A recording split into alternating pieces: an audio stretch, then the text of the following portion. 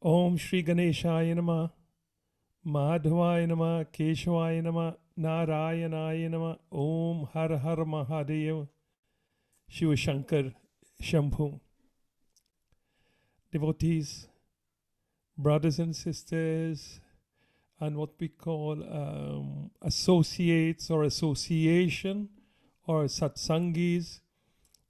Today's a special day because we want to delve into something that is very close to all of us. And unless we get this right, we would not be able to have any form of coordinated happiness. And many of you will be questioning, well, aren't we supposed to do mantras tonight or chantings tonight? Yes, we will do that, but unless you have happiness in your life, you cannot chant, you cannot pray. So we have to get what we call the fundamentals right so that at the end of our time, the relationship is right. Can you imagine you're 80 years old or 90 years old? Your mind tells you that it is the last day of my life, and always you're thinking, myself and Jack could not live a happy life, and Jack is saying, myself and Jenny, we could not live a happy life, and you're dying with so much regrets. So the only way to end up where all of us want to be is to ensure we know how to live what we call a happy life and to have happy relationships. Because all of these relationship only ends with two people, husband and wife or wife and husband. There are many people who would be around you, mata pita sutta bandhu nari, children, grandchildren, aunties, uncles, brothers, sisters, but they will not be there to experience what we call the conclusion of one life in the privacy of one's home. And that is why we choose tonight, from a dharmic point of view, from a global point of view, from a universal point of view, to get what is right first. Otherwise, whatever bhajan you sing, whatever Ramayana you sing, whatever mantras you recite will not bear benefit because of underlying negativities in the inner recesses of your heart due to your inability to experience a happy relationship. And it's nice that I can only tell you uh, about my own experience about my Nana and my Nani. I always remember, even when they were in their 80s, these two old people, was the youngest lovers on the planet. In the sense they would hold each other, they would pat each other. And I said, they must have a recipe for happiness. Smiling at each other, still blushing when something happens. And this is what we want our life to be, to feel this passion and this care. And how are we going to achieve that? So we're going to come to that important part of how do we live our life to end up being very happy at the moment of the conclusion of this material body. And in this nice screenshot, you can see what a healthy and happy relationship should look like. Although it is represented by flowers. Look at the flowers. A beautiful pink. It's the most beautiful pink you can ever see. They're also perfumed. You can see if they were human beings, how they would be smiling. They will be enjoying hands in hands together what we call the shade of the Supreme Lord. So when you get older, you have and you hold your life partner's hand, and you will go out and you would look at the sky and experience, look, we have come in this relationship for 50 years or 55 years or 60 years, and my life is now full of bliss. So the challenge is not the beginning or the journey, but get the A star at the end of the journey, of the exam. Because, you could study as much as you want, but unless you get into Oxford or Cambridge or the university of your choice, you would not have done well in school.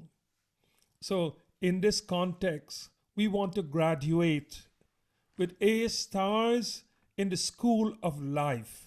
It's important, we have to study and we have to come to classes in order to get tips and techniques for us to live a happy life. And this comes back to the events of last week, Sunday, which we know, except for the United Kingdom, every country in the world celebrated last Sunday as Mother's Day. And it is this concept of what is mother, or what is the qualities of mother, that makes the difference whether a relationship will survive or the relationship will end in separation. And this is how important this concept of motherhood from what we call Sanatan Dharma, or from this universal way of living point of view. So we are not talking about physical mother, but we are talking about physiological mother, which means that being, whether that person be male or female, that has the qualities of love, of care, and of nurturing. Because if we only stick to our mothers or the female members of our society, then we are denying the ability to love, the ability to care, and the ability to nurture of our fathers, our husbands, our brothers, our sons.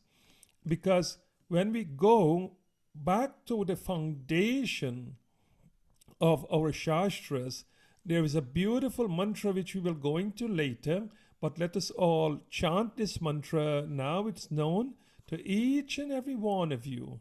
Let me make it a bit bigger so you can see it on screen. One moment. Om. Om. Let's give some invocation to Jagadambi Mata. One second. Om.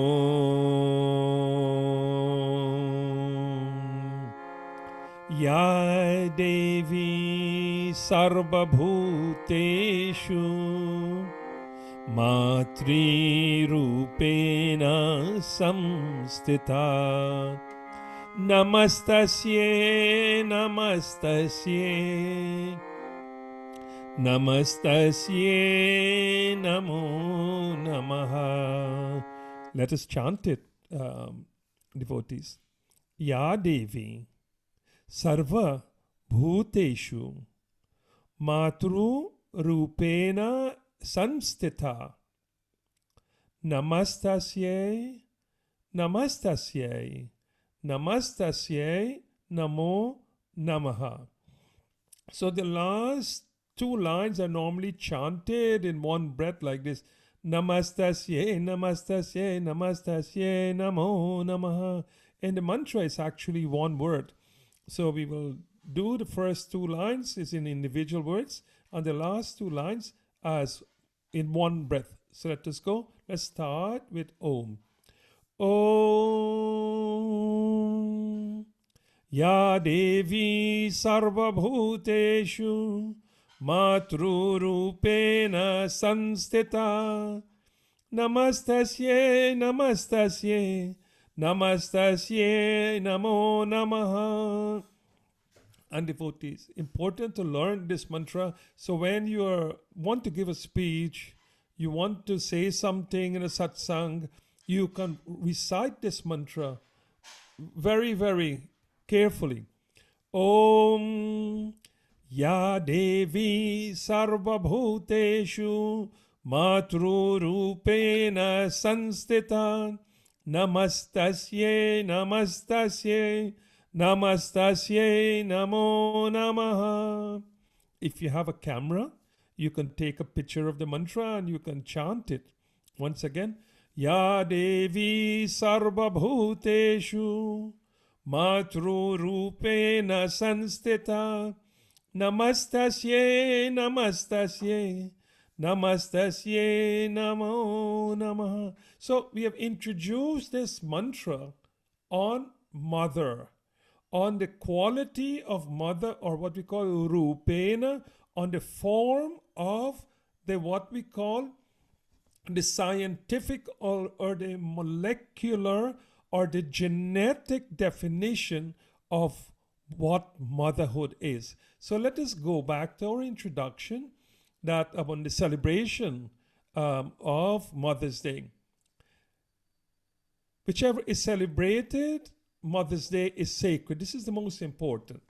So is that this day is an extremely sacred day, and the secret of all bonding relationship.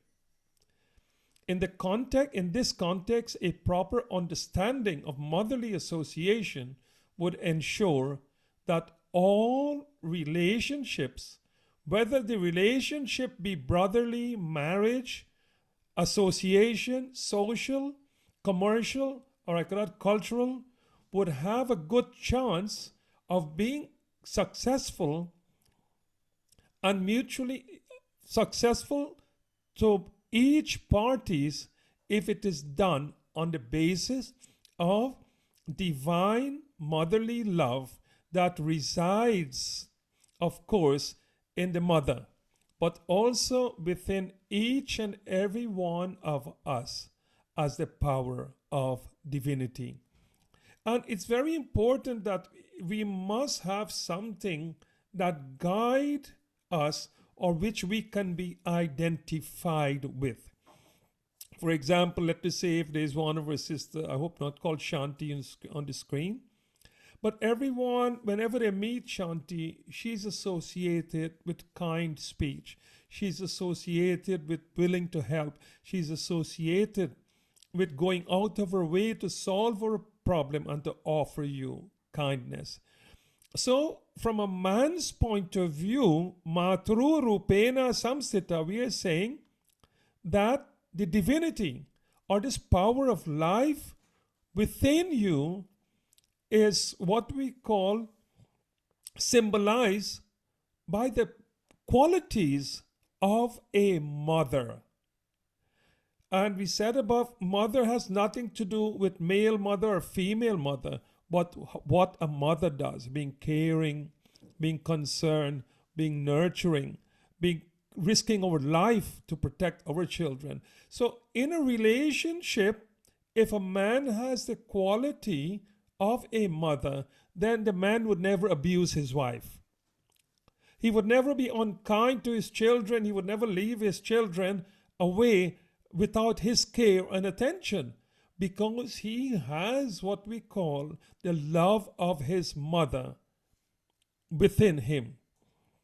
From this point of view, if this man is trained to have matru rupena samsita, this love of the mother, then the actual mother of that home would then be what we call worshipped as the mother.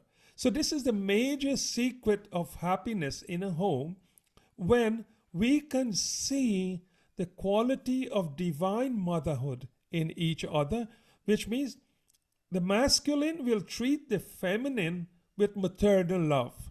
And the feminine would not shout, would not moan, would not be rude, would not be abusive, but be like a sweet mother. Beta, Betty, please come, it's time for you to have your lunch and your dinner. Mommy loves you very much. So in this way, you will be speaking to everyone around you. And the same way the father will be speaking to his wife and to his children. Look, oh, come, let Papa cook you some nice dinner. Where do you want me to drop you? I can come, I can pick you up. all of those qualities of empathy and love.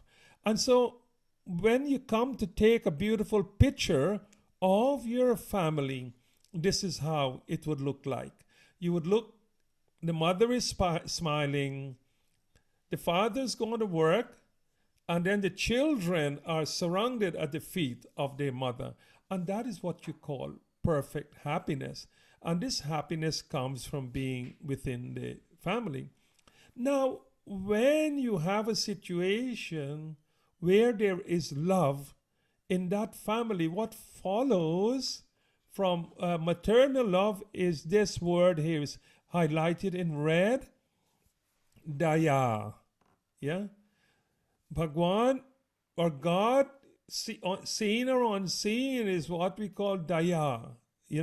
He is the one who gives kindness and love to all of his children. He's daya in the sense we are all bathed by the rays of the sun, but we drink the water of his rains.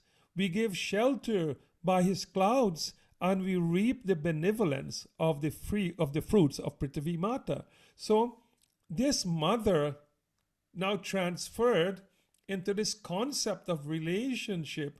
If somehow both of us can show kindness and affection to each other, then that will be the second quality of what we call loving relationship. So we can use many other concepts, but we are just using these gifts from our rishis explaining to us what qualities we must exist from today. We may know these qualities and we may have our husband or wife next to us, but we do not put what we call life into the kindness. So to put life into the kindness, when you offer something, there must be love, because it is love that brings kindness alive.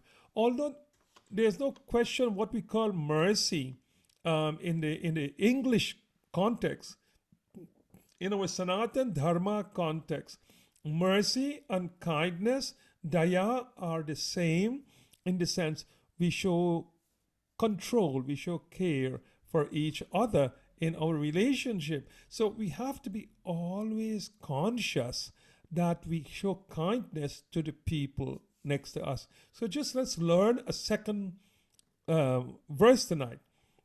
So it's the same as the first one, but it changes the two first words in the second line.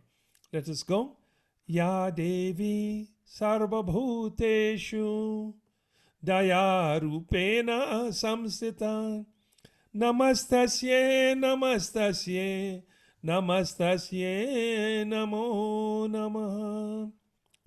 As we go down later in tonight's discussion, you will see the importance of being daya, of having this quality which each and every one of us needs to really, really bring into our life. If you go into Google and you just type in kindness meaning, you may find more than 3,000 words that fits the definition of kindness at various levels. Kindness to animals, kindness to the grass, kindness to the trees, kindness to the fishes, kindness to the person next to me and you, kindness for our peace of mind. So it's being conscious and says, is what I'm being doing very good for my happiness, is very good for my Atma. So devotees, we started tonight, let's go back again. Happy and healthy relationship and a discussion into relationship. And we said, if somehow we can identify what your mother had that makes you want to be like her. Many of us do not have our mother with us, but yet we worship our mother, which means we are identifying this innate quality that makes her memorable. And what are those qualities that I want to put into my life? And so looking at your physical mother is also a good sign of how to cultivate relationships. But let us now go how does worshiping your mother or the concept of motherhood makes you rich? All of us want to be rich financially in this world.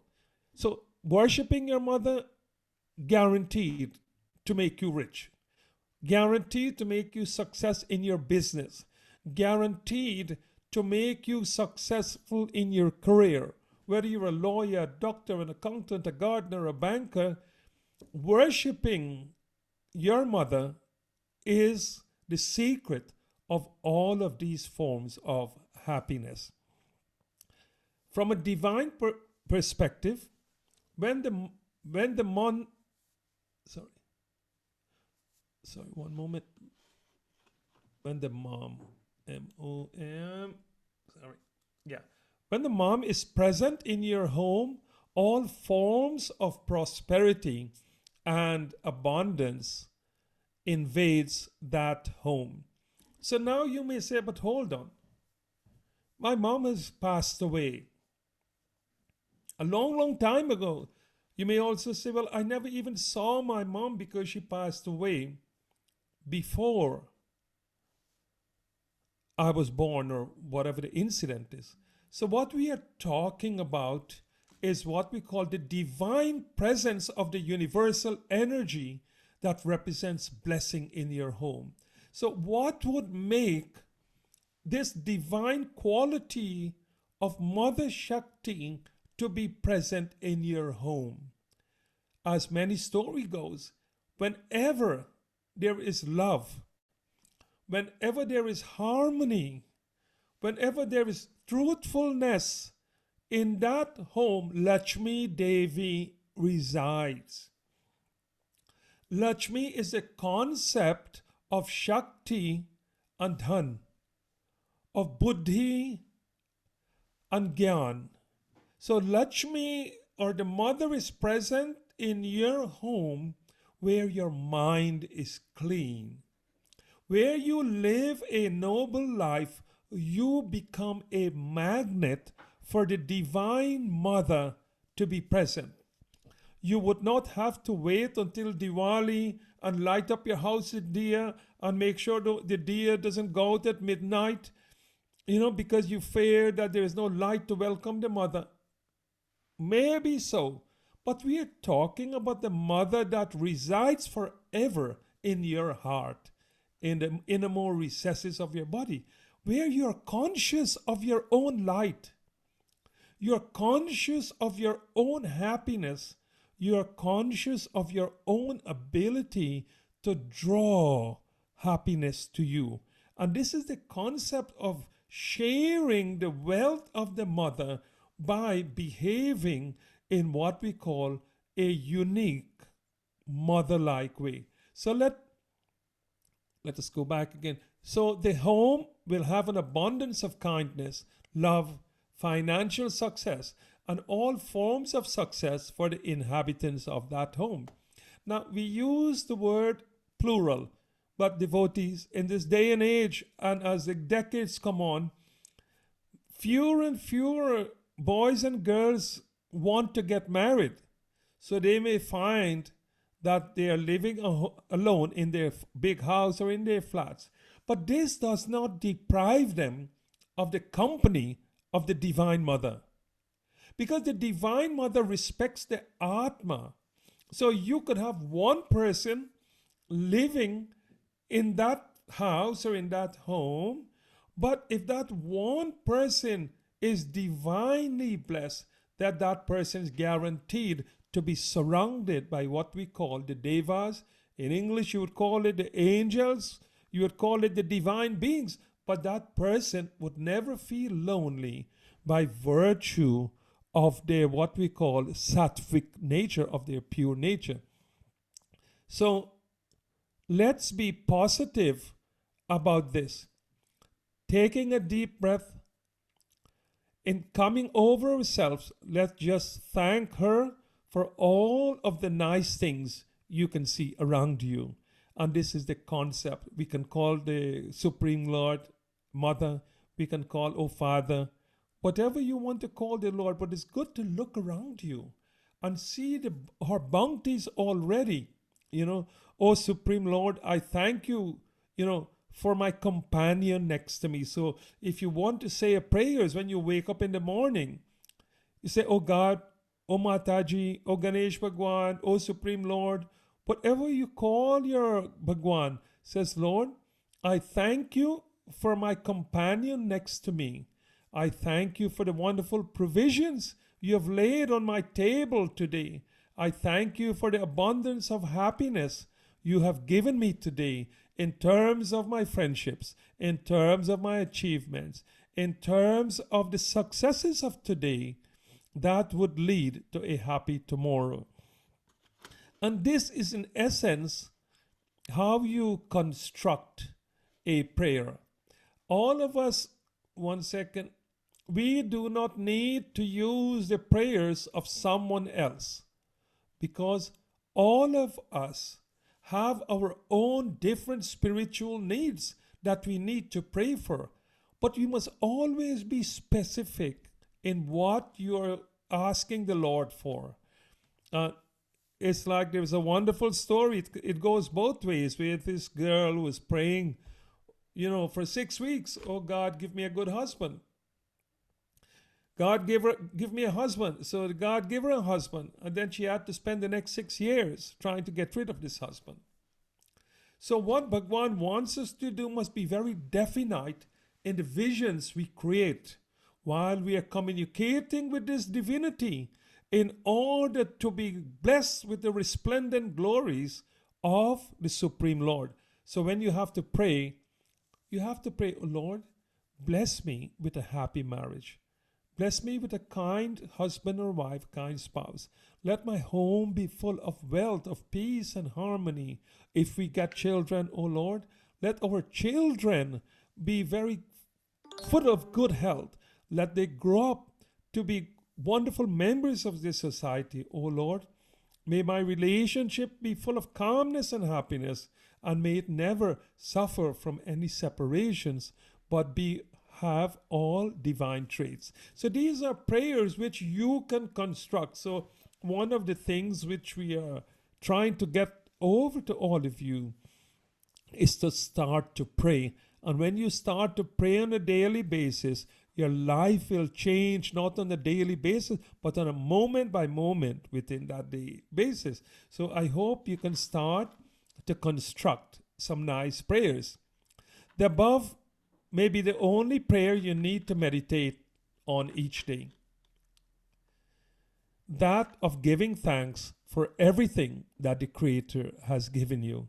So, devotees, brothers and sisters, we have moved on, let us say, from our standard praise of Tvameva Mata Chapita Tvameva, Tvameva Bandhu Jasaka Tvameva, Tvameva Vidya Dravinang Tvameva, Tvameva Sarvang Mama Deva Deva, which is what we call a general prayer. And sometimes we do not need to go beyond the general prayer, because the general prayer satisfies all of our needs. Because say, oh Supreme Lord, you're my companion. You have given me everything that a mother and a father can give me, that a good mother and father can give me. You have given me good brothers and sisters, and you have given me good protection. Lord, Dravinam Tvameva, Tvameva Vidya Dravinam Tvameva. Oh Lord, I recognize you and only you as the source of all my knowledge and all my wealth. So let us go through this prayer again. Tvameva Mata. I do not have it on the screen at the moment, but we will go through it in English, and then you take into account how you construct a prayer for yourself. And so you can come on screen whenever you want. If you have done a prayer during the week and you would like to recite it for us, please send a message on the chat. And this I would like to encourage more. If you have any question, you put them in the chat. If you have created a mantra and you would like to share it with us, this would be so wonderful. If you can share your mantra with us and with everybody, that will be the greatest, what we call fruit of this satsang. So let us try now and construct another prayer, which we will use the one that has been given as a simple prayers by our parents, Om Tvameva Mata Chapita Tvameva Tvameva Bandhu Jasaka Tvameva Tvameva Vidya Dravinam Tvameva Tvameva Sarvam Mama Deva Deva Tvameva Sarvam. You are everything that I can see in front of me, and I'm grateful to you for so, oh Lord, I recognize you as the sum total of all of the relationships that I have. Oh Lord, I recognize and I put my energies in line with your energies for the enhancement of my knowledge, my vidya, and show me the path and the secrets to wealth. Dravinam Tvameva. Tvameva Sarvam Mama Deva Deva. O Lord, I know that in my heart I have my soul that has come from you, but you are this magnanimous, this giant ocean of which I have come as a quality from. O Lord, bless me that I may be able to achieve even a small quality of your magnanimous qualities. The above type of prayer, you need to meditate on each day, that giving thanks for everything that the Creator has given you.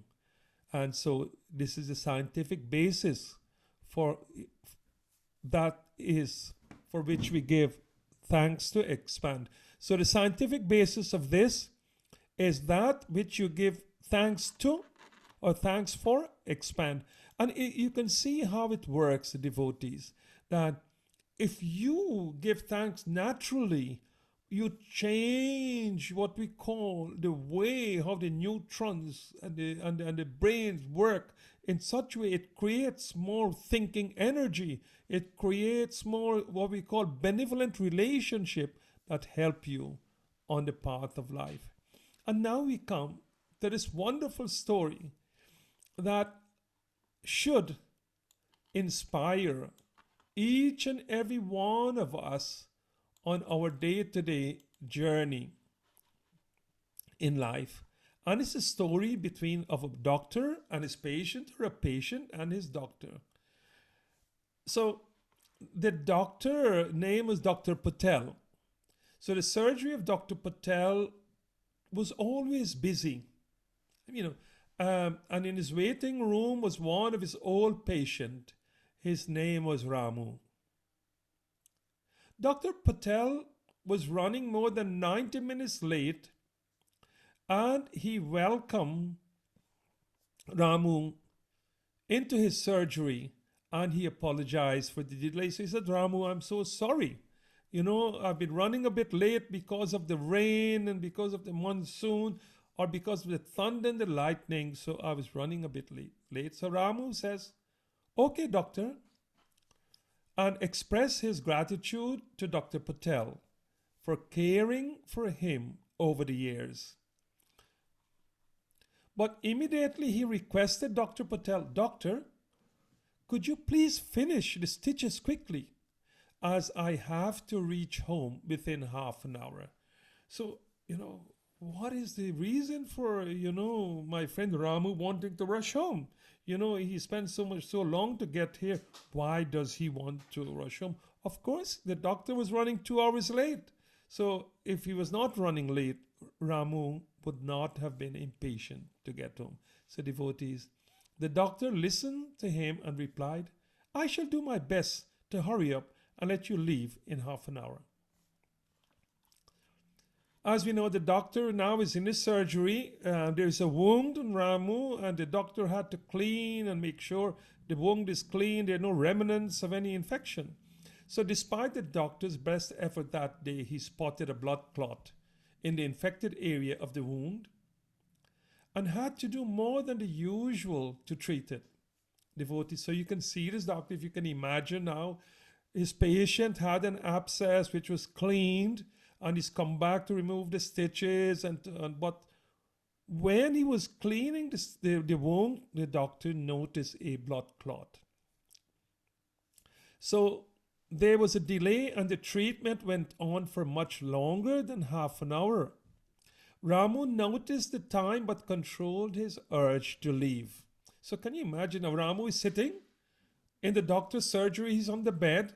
He can see the clock and he knows that his time for his appointment had gone. The doctor then said to Ramu, I am sorry for the delay. You wanted to be at home soon, but somehow I could not finish examining you on that time. Ramu replied, Thank you, doctor. The doctor then asked, Ramu then said, May I ask you, why are you in such a hurry to reach home? Is there a family get together of some sort? It's amazing, we only think of that if somebody wants it's in a rush, they have to go to a party or they have to go to a drink up or they have to go and do something which is not, what we would call urgent. So from his reply, the doctor said, May I ask you, why are you in such a hurry to reach home? Is there a family get together or sorts? From his reply, he said, No, doctor. Actually, my wife is sick. She is suffering from Alzheimer's. Wow. From these words, of course, left the doctors shocked. And he said, I'm sorry. Ramu said to him, Each day I go there and spend time with her, and she expects me to be there, but ultimately she cannot remember who I am. But still I spend time with her. So the doctor is even now more intrigued. He wants to be in a rush.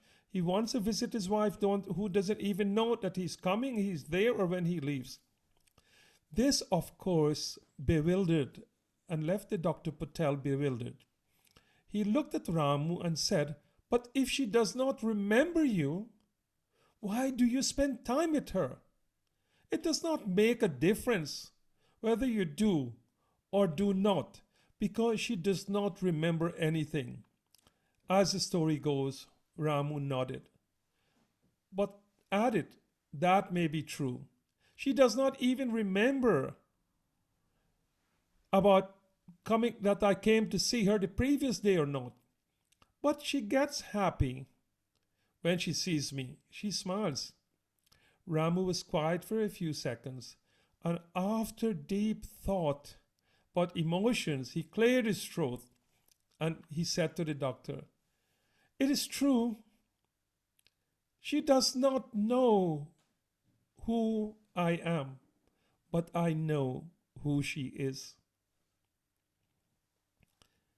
Important statement. The last 6 words. But I know who she is. I am the one with memory. It all became very quiet. Ramu continued, therefore. It is my duty to express my love and gratitude and affection and reciprocation for all she did for me and in memory of those times we spent together. Yes, Alzheimer's has taken away her memory, but it has not taken away my memory. Ramu then left to visit his wife, albeit late. Dearest loving souls, this story is all about attitude. Attitude. Two words. One's relationship with one's wife, one's husband, is an attitude about the natural result of pure love. And devotees, none of us know how we're going to end up at the stage in our life. But we must always carry our journey with an attitude of love. When you have attitude in love, God will reside in your home. God will protect you. God will give you support. But if you have no attitude, but you have anger, malicious behavior, and hate, why have I married to you that I have to look after you?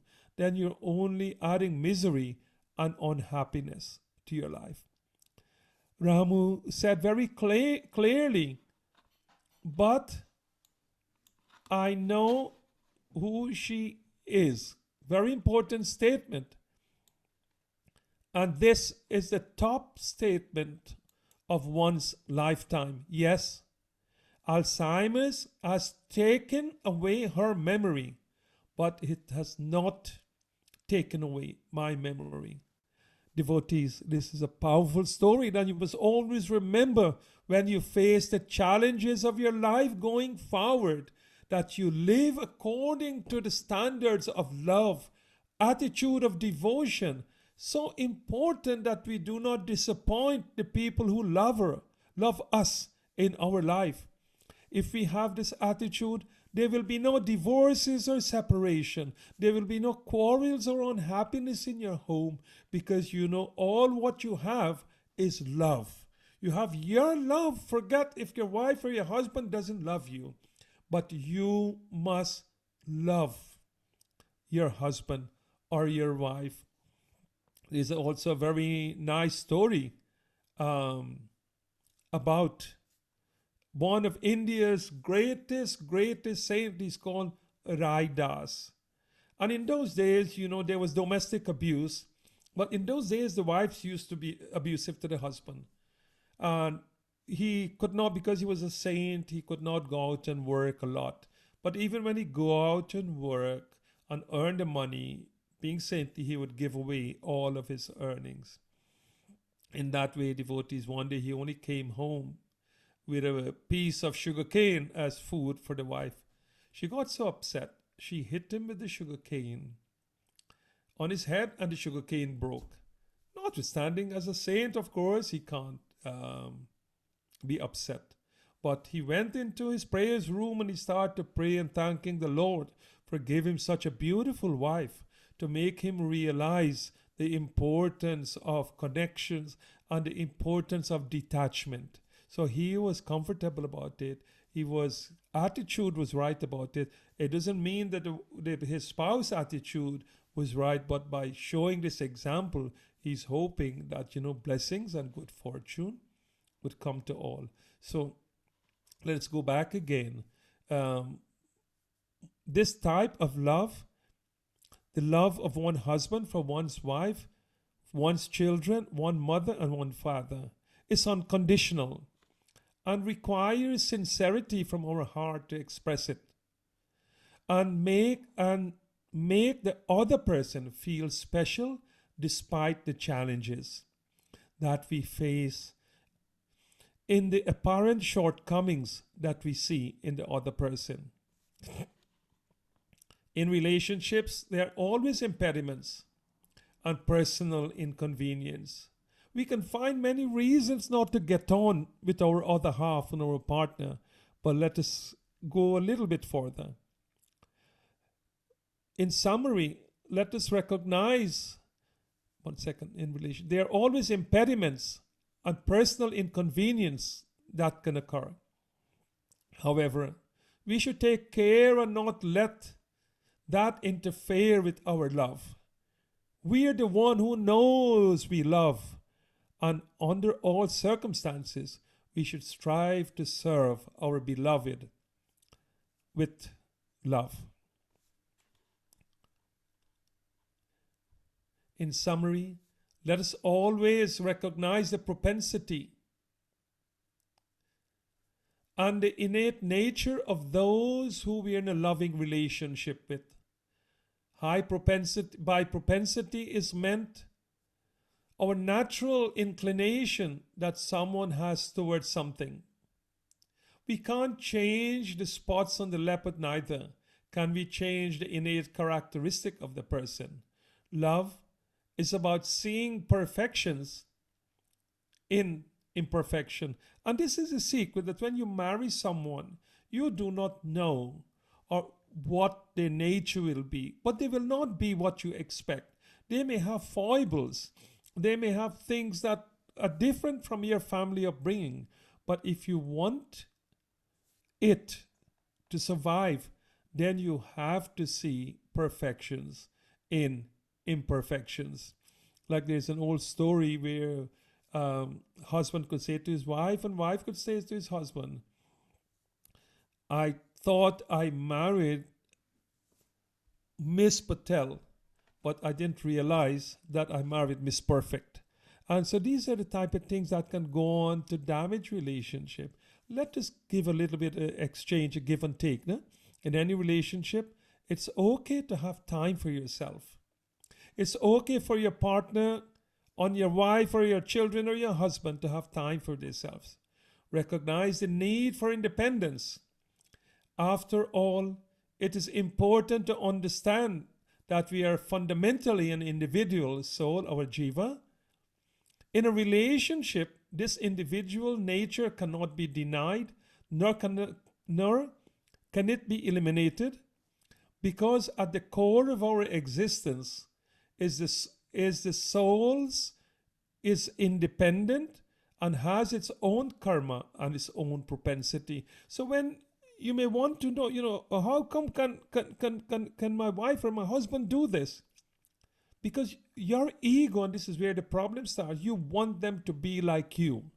But the moment you let go of yourself and says, it's okay for my partner to be like themselves, not to like my green shirt, and for me not to like her blue lipsticks, but because she likes it, I am happy with that.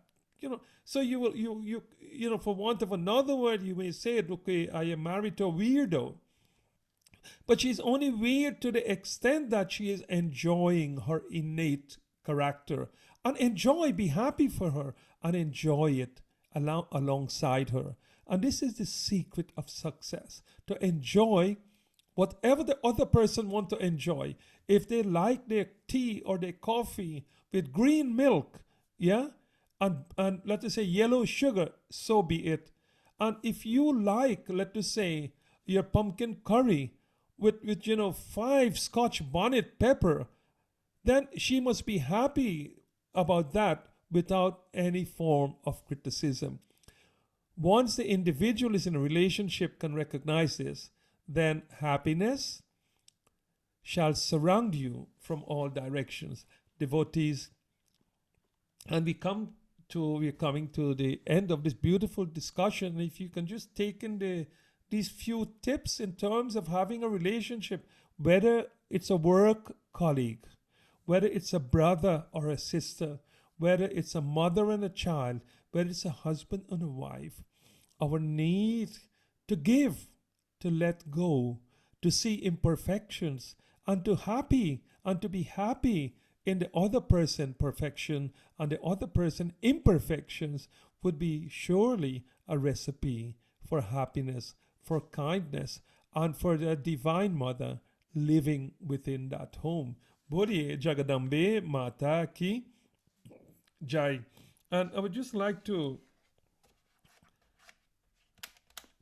chant a few lines from this beautiful bhajan that expresses in 2 lines the love of that mother for all of her children.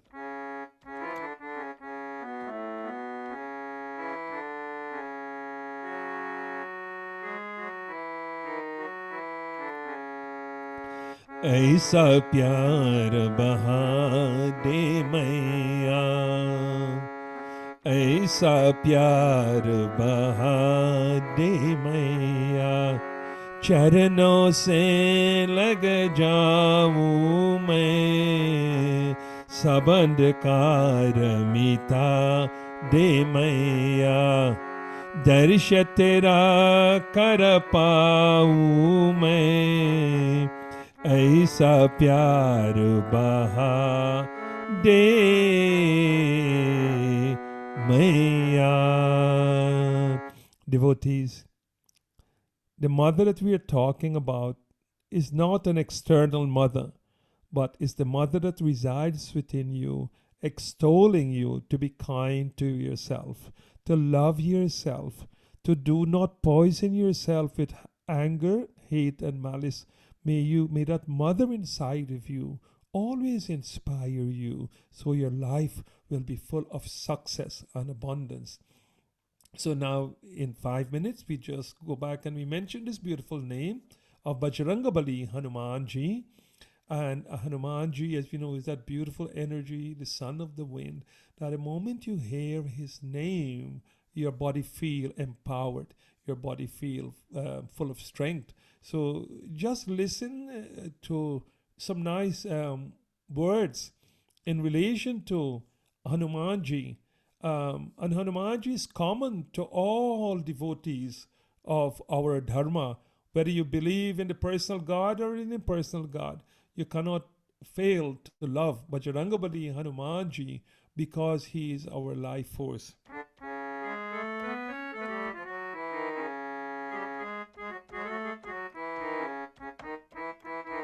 Siya बजु Ramchandra की जय, उमापति महादेव की जय, पवन सुत हनुमान की जय. So I want you to use your imagination now, because it's the beauty of this satsang. You have to use your imagination. So there, I want you to imagine now, Hanumanji is where Rameshwar Dham is. He has got to literally lift his body and power himself like a jet into the skies to go over to Lanka. So Hanumanji now is on this mountain. And here, or before he goes into the mountain, Jamavant is telling him now. Jamavant is the bear in our dharma. And in those days in Treta Yuga, animals could communicate. And why not? Sometimes our ego tells us only man can communicate. But God made every animal or every other being with this ability to communicate. So Jamavant, the bear, is saying to Hanumanji, Jamwant के वचन सुहाई, सुनो हनुमंता हृदय अति बाही, तब लगी मोही परहु तुम भाई, सहि दुख कंद मूल फलकाई, सहि दुख कंद मूल फलकाई, जय राम श्री राम जय जय Rama. Now use your imagination. You can now be at the base of this hill and you are seeing Hanumanji on top of this hill. Sahidukha kanda mula phalapai. So devotees, we always now want to know, what are we supposed to offer Hanumanji? What prasadam must we prepare to Hanumanji? We must give him what he asked for. So he is now on this mountain and he says to them, I am going to go now and find Mata Janki. But while I am away, I want you to sit in prayer and meditation, but only eat kanda, mula, phala. And khai means to eat. Only eat roots, bulbs, leaves, and fruits. Phala. Kanda, fruits and bulbs. Mula, anything from the root. Maybe cassava or whatever grows in the soil in those days in India in Treta Yuga.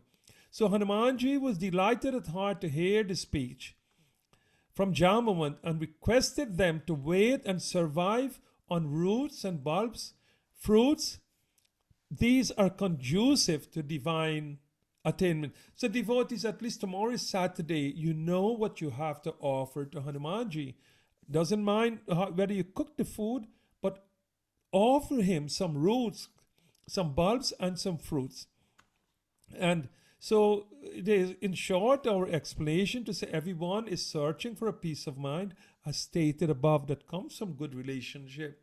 But in addition to feeding our mind, we have to feed our body. Patram pushpam phalam tuyam. This is what Bhagwan Shri Krishna said. That look, feeding Bhagwan is not expensive. Feeding Bhagwan is so cheap that even the poorest persons can offer. But the condition is, whatever you do, you must offer it with love and devotion. So devotees, go to the market, buy the best quality of grapes and fruits and nice flowers. And even if it's just once a week or once a month, sit down and meditate on the feet of Bhagwan and offer this. Because remember, you will be the consumer of that fruit. So you're actually feeding the God that resides within you. And he's saying, eat on those until I return. I am sure our object will be accomplished. And this is first lesson in philosophy. You must have faith and you must have confidence that what you set out to do, you have the ability, you have the power, and you have the capital to do it. So saying, and bowing his head to all of them. And this is wonderful. He's the most powerful, and yet he's the most humble. And devotees, this is a rare feature nowadays. Our ego doesn't enable us to say, you know, my brother, I respect you, or my sister, I respect you so much. I wish you all the happiness in this world. And coming back again, what you wish expands, what you give expands. So let us have this habit in our life to wish people well. So let us go to this nice thing to show how powerful Hanumanji. Sindhu tirek bhudhara sundara kautuk kudi chariyu tau para bara bara रघुवीर संहारो तरकउ पवन तनय बलवारी श्री राम जय राम जय जय राम श्री राम जय राम जय जय Ram. Devotees, whatever task we are going to set out in our life, let us always take the energy and the blessings of the Supreme Lord that resides within us to inspire us and to guide us, so that again and again our successes will grow and will go from strength to strength. Just taking a few words of this beautiful Vedic chants. Jai Giri Charana Deu Hanumanta Chalu Soga Patal Turanta Jimmy Amoga Ragupati Karavana Ehi Bhati Chaleu Hanumana Jai Ram Shri Ram Jai Jai Rama Shri Ram Jai Ram Jai Jai Rama. Devotees, there Hanumanji now left on his journey to find Mata Sita. What it means is that all of us must have a destination. All of us must have a plan. And let us learn from Hanumanji to be influenced by his own divinity. Devotees, we are coming to the end of the satsang. But next week we shall continue to show you how on your way to achieve anything, the Lord shall assist you. The Lord would give you a place to rest your head in case you're walking under the sun. And even if there may be obstacles, the Lord will bless you with the power and the intellect to conquer all of these obstacles. But as Hanumanji went through, he met the obstacle of what we call not an obstacle, but was first the mountain of Mainak. Then there was a demon called Surasa that was there to test his what we call intellect, and she blessed him with success. But his final obstacle was a real what we call demoness, genuine demoness, and her name was Simhika or Sinhika. And therefore I spend just 1 second to tell you who Sinhika is. Sinhika was one of those temptations who knows how to catch a bird, who know how to catch a person. How does that relate to this world in which we live in? There are many Simhikas nowadays that spread their shadows to entice you, especially in this crypto age that we are living in this internet age that we are living in. There is so much Simhika trying to deceive you of your wealth, your pension funds, the funds in your bank. So this is what this part of the Ramayana is all about, to equip you with the strength to ensure that you never fall to what we call a simhika. So be on your guard. Do not be tempted with the phone calls that will come in and offer you all the wealth, in the world, because you got only ended up being caught in the web of simhika. But just from a mythological point of view, Simhika was a demon, but she was not any demon. She was indeed the daughter of Hiranyakashipu. And can you imagine that she was a sister of Bhakta Prahalad? So with this way, a little bit of information, and we can go into this, the philosophical meaning of this later. Devotees, I will now stop our screen share, and I would like to greet and see each and every one of you on today's lessons of learning and having good relationship and good companionship of love and affection and having that motherly feelings in our heart. I would like